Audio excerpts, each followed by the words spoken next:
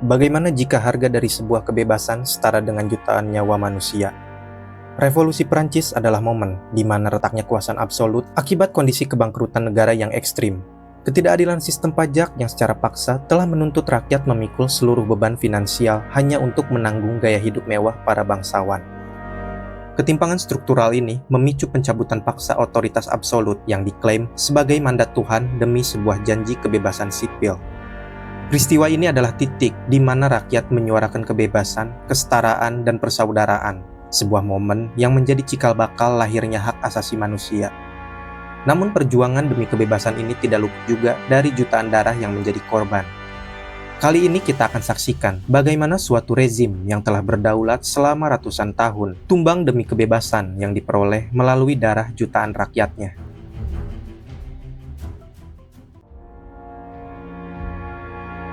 Prancis pada akhir abad ke-18 dikelola di bawah tatanan rezim lama, suatu sistem hierarki kaku yang membagi struktur masyarakat ke dalam 3 golongan antara pemuka agama, bangsawan, dan rakyat.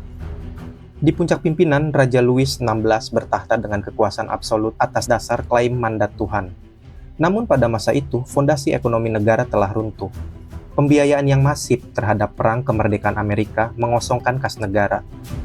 Perpajakan juga menimbulkan kesenjangan. Para klerus dan bangsawan memiliki hak istimewa pembebasan pajak mutlak. Beban finansial seutuhnya dipikul oleh rakyat yang menjadi 95% populasi Prancis. Ketegangan struktur ini mencapai puncaknya di musim semi tahun 1789. Kegagalan panen mengubah krisis keuangan negara menjadi krisis eksistensial bagi rakyat. Harga gandum melonjak tajam, membuat roti tidak lagi terjangkau, sekaligus melumpuhkan daya beli secara total. Dalam kondisi terjepit antara kas negara yang kosong dan ancaman kerusuhan pangan, Louis ke-16 mencari legitimasi baru melalui Estates General. Raja memanggil kembali majelis yang sudah mati suri selama ratusan tahun. Bukan untuk memberikan keadilan, melainkan untuk memaksakan pungutan pajak yang baru. Namun, mekanisme pemulihan ekonomi ini sengaja dikunci demi kepentingan elit. Aturan teknisnya tetap menggunakan pola kuno, satu golongan, satu suara. Sistem ini menjamin aliansi bangsawan dan klerus selalu menang dalam 2 lawan 1, sehingga aspirasi reformasi dari 95% rakyat otomatis kandas secara prosedur. Buntunya jalur diplomasi ini menjadi titik kegagalan negosiasi politik yang fatal. Ketika hukum tidak lagi mampu memberikan solusi bagi perut yang lapar, kepercayaan publik pun runtuh seutuhnya. Dan vakumnya otoritas ini memicu ketakutan paranoid di jalanan Paris. Muncul desas-desus mengenai pengerahan militer bayaran sebagai langkah terakhir raja untuk membungkam warga sipil yang kelaparan melalui kekuatan senjata.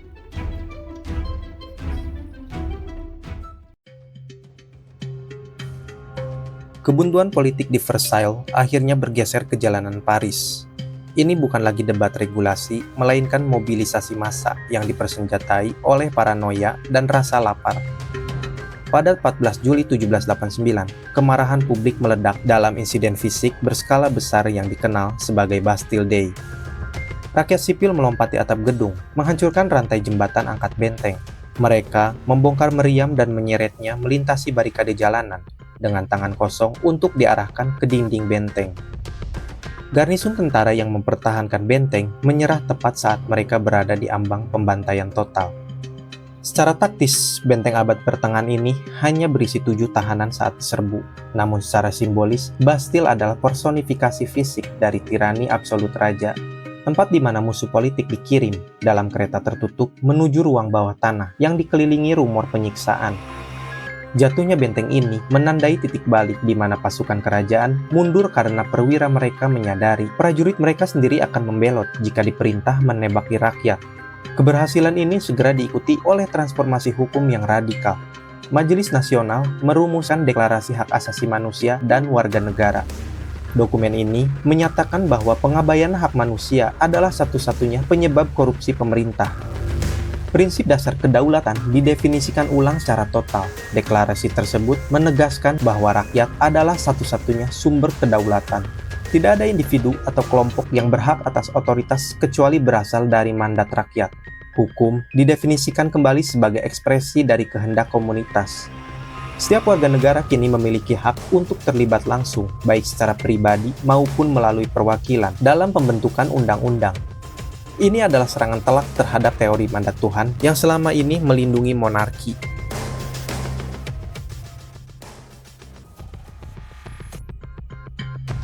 transisi dari monarki konstitusional menuju republik tidaklah berjalan mulus. Upaya pelarian Raja Louis XVI pada Juni 1791 ke Varennes menghancurkan sisa-sisa kepercayaan publik yang ada. Raja tertangkap hanya 150 mil dari perbatasan, sebuah kegagalan yang memicu sentimen anti-monarki yang ekstrim. Pada 21 September 1792, monarki resmi dihapuskan dan republik pertama lahir. Namun kebebasan baru ini segera bermutasi menjadi mesin pemotong darah yang didorong oleh paranoia sistemik. Kelompok radikal Jakobin mengambil kendali penuh melalui Komite Keselamatan Publik. Di bawah kepemimpinan Maximilien Robespierre, Perancis memasuki periode Reign of Terror. Alat eksekusi gilotin dipromosikan sebagai instrumen kesetaraan yang modern. Sebelum revolusi, hukuman mati dibedakan berdasarkan status sosial, di mana bangsawan dipenggal pedang sementara rakyat disiksa. Mesin gilotin menawarkan kematian mekanis yang dingin dan identik bagi siapa saja. Raja Louis XVI dieksekusi pada 21 Januari 1793, diikuti oleh Ratu Mary Antoinette pada Oktober di tahun yang sama. Data sejarah mencatat brutalan periode ini dengan angka yang sangat dingin. Dalam 11 bulan, lebih dari 17.000 orang dieksekusi melalui peradilan semu. Siapapun yang dicurigai sebagai musuh revolusi berakhir di tiang pancung. Tokoh moderat seperti Salvatore Dei yang membunuh jurnalis radikal Marat, hingga jenderal seperti Philippe Égalité tidak luput dari pisau ini. Bahkan, George Danton, orator yang mulai menyerukan moderasi politik, justru ditangkap dan dipenggal oleh Robespierre. Teror ini juga memakan korban arsiteknya sendiri. Saat Robespierre digulingkan dalam peristiwa reaksi Thermidorian, ia ditembak di rahang dan dieksekusi keesokan harinya pada 28 Juli 1794.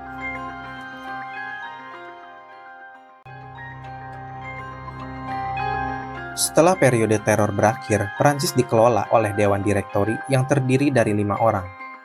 Ini adalah masa kegagalan administrasi total, di mana korupsi merajalela dan ekonomi berada di ambang kehancuran. Inflasi tidak terkendali, kelangkaan pangan tetap terjadi, dan ancaman invasi dari koalisi negara monarki tetangga terus mengepung perbatasan. Masyarakat mulai kehilangan kepercayaan pada pemerintahan sipil yang tidak mampu memberikan stabilitas dasar.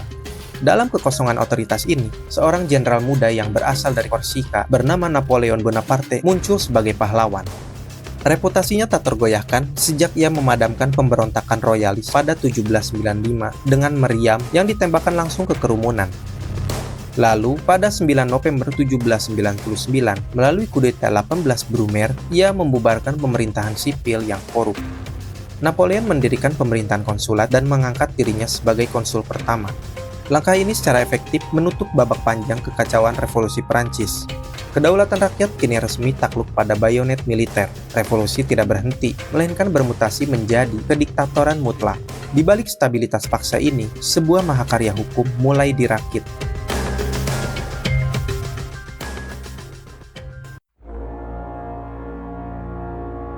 Revolusi Perancis menjadi salah satu contoh pergantian siklus kekuasaan yang brutal. Kita telah menyaksikan bagaimana kelaparan massal meruntuhkan monarki, namun kebebasan justru bermutasi menjadi teror berdarah.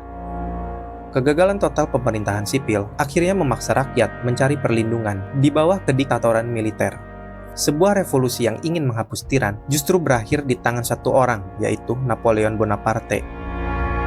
Ini adalah paradoks sejarah, di mana aspirasi kebebasan seringkali berakhir pada kontrol birokrasi yang kaku. Konsekuensi permanen dari gejolak sistemik ini adalah lahirnya Kode Napoleon pada tahun 1804. Hukum ini dirancang untuk merapikan seluruh puing-puing kekacauan revolusi menjadi satu sistem terpadu. Napoleon merakit landasan baru yang secara permanen menghapus sistem feodalisme yang sudah berakar ribuan tahun. Tidak ada lagi hak istimewa yang didasarkan pada garis keturunan bangsawan. Setiap warga negara kini dipaksa setara di depan hukum, semata-mata demi stabilitas nasional. Namun, harga dari ketertiban ini adalah penekanan kembali hak-hak individu, terutama regresi hak perempuan di bawah otoritas laki-laki. Melalui penaklukan militer, hukum ini diekspor dan menjadi cetak biru bagi lebih dari 20 negara berdaulat di seluruh dunia. Pengaruhnya yang menjalar dari Eropa, Amerika Latin, hingga mendikte sistem hukum modern kita melalui warisan kolonial. Kode Napoleon bukan hanya sekedar memori kekerasan, tapi juga menjadi arsitektur hukum yang terus digunakan sampai dengan hari ini.